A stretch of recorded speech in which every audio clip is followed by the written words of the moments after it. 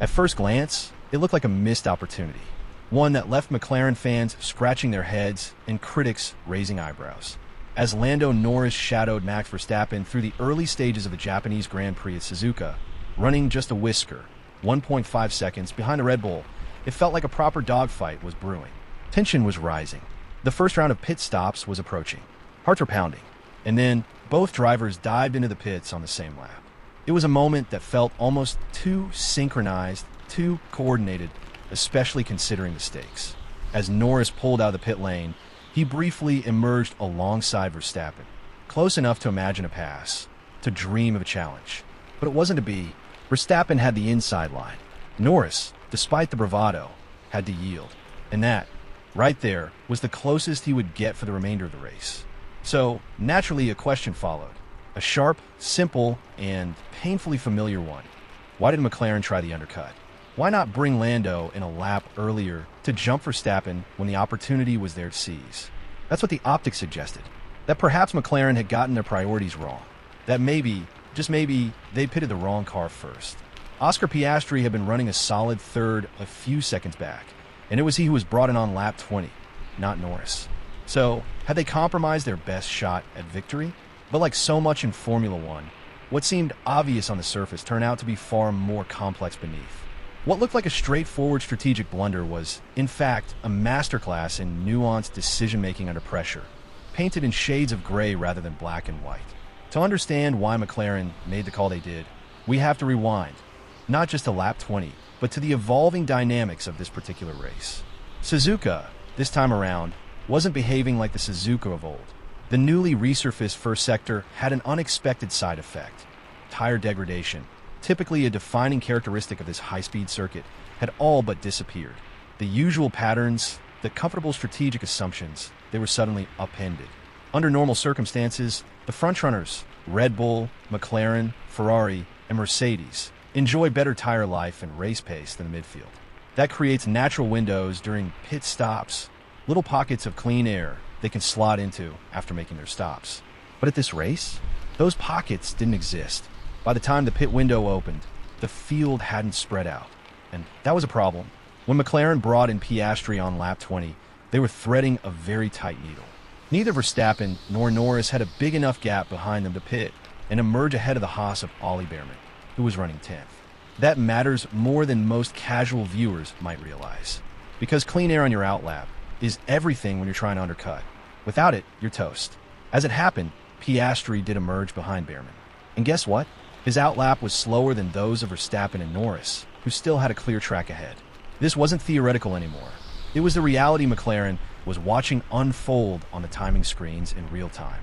Had they chosen to pit Norris on that same lap instead of Piastri, he too would have been compromised. He too would have lost time stuck behind a slower car on cold tires. And then, finally, on lap 21, a sliver of an opportunity opened up. Norris now had just enough breathing room to pit and rejoin ahead of Behrman. But Red Bull, ever alert and rarely passive, had seen it coming. They pitted Verstappen immediately. There was no undercut to be had anymore. Max had slammed the door shut. And even if McLaren had rolled the dice and pitted Norris first on lap 20, they risked leaving Piastri out too long, exposing him to a potential undercut from George Russell, who had pitted on lap 19. It's easy in hindsight to say Russell didn't have the pace to make that undercut work. He stayed behind Leclerc, after all, but McLaren didn't have the benefit of hindsight in the moment. They were making decisions at 300 kilometers per hour, with championship ambitions hanging in the balance. Now, the other big question, why not leave Norris out after Verstappen pitted? Could McLaren have gone the other way? Go for the overcut instead? On paper, it's a compelling idea. Norris, on fresher tires, attacking Verstappen on track.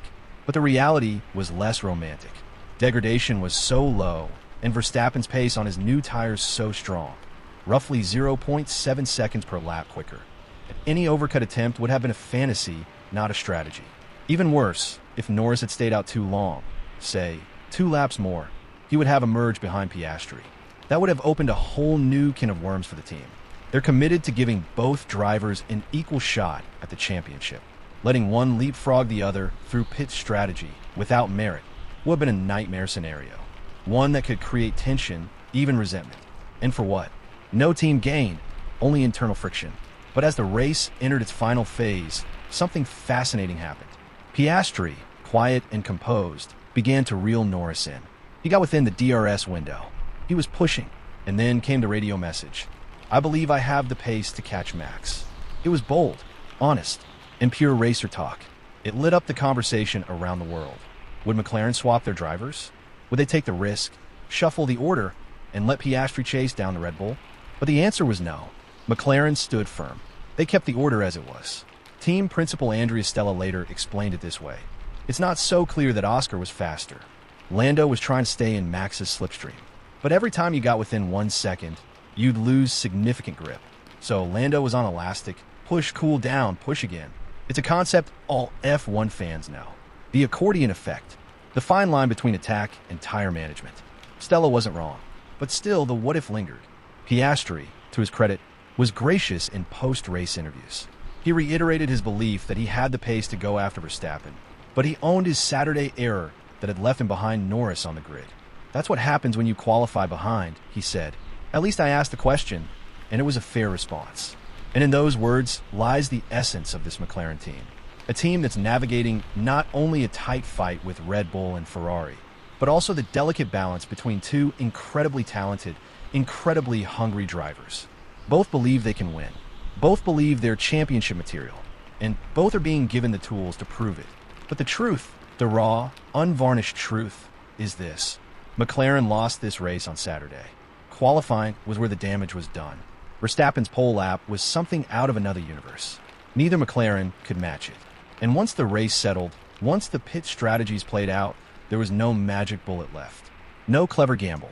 No bold call that would have made the difference. That's the heartbreak of modern F1. The margins are so fine, the consequences so swift. One corner in qualifying, 1/10 lost on an outlap, one lap too late or too soon in the pits. And that's the difference between fighting for victory or watching from second and third. But don't let that fool you. Don't let that dim the fire that's burning inside this McLaren team. What we're witnessing is the rebirth of a giant. A team that was lost for so long is now back in the title conversation. They're not just showing up anymore. They're shaking up the grid week in and week out.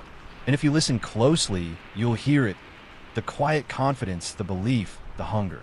Norris and Piastri are not passengers. They are warriors. They are building something brick by brick, lap by lap. And it's only a matter of time before one of these weekends tips their way. So yes, maybe they didn't beat Verstappen this time. Maybe strategy couldn't flip the script. But they fought smart. They fought together. And most importantly, they're still in the hunt. Hello, McLaren faithfuls. Stand a chance of winning $1,000 by hitting that like button, drop a comment below, and subscribe so you never miss any McLaren and F1 updates with relaxing ASMR elements. McLaren Faithful's YouTube channel is now covered in English and multiple languages. Your support is what keeps this incredible community growing stronger every day. It costs you nothing to like and subscribe, but it helps the channel tremendously. Let's continue the conversation and share our passion for McLaren and F1 together. As a YouTube member, you can also discover my journey as a passionate creator navigating life with challenging disabilities. Despite the obstacles, I'm determined to follow my dreams and share my love for McLaren and F1 with the world. By becoming a YouTube member, you'll not only be supporting my dream, but you'll also gain access to exclusive content, including untold stories of legendary F1 drivers and much more. Your support can truly make a difference in my life, helping me continue to do what I love. Join McLaren Faithful's membership below and enjoy.